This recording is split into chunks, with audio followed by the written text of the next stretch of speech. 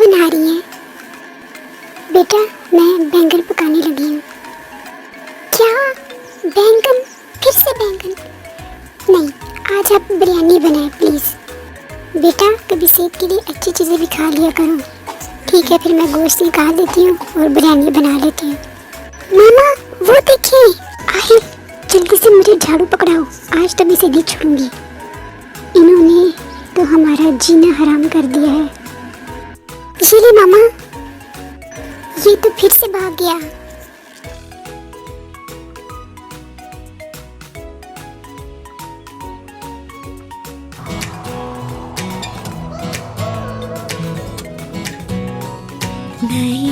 मामा!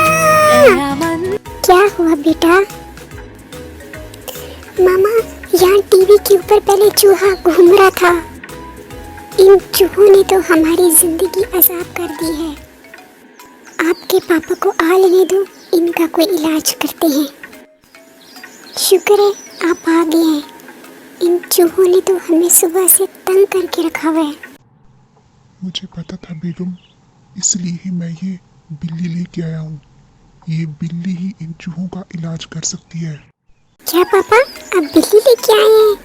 मैं तो पहले ही कह रहा था हमारे घर एक बिल्ली की जरूरत है। थैंक यू पापा।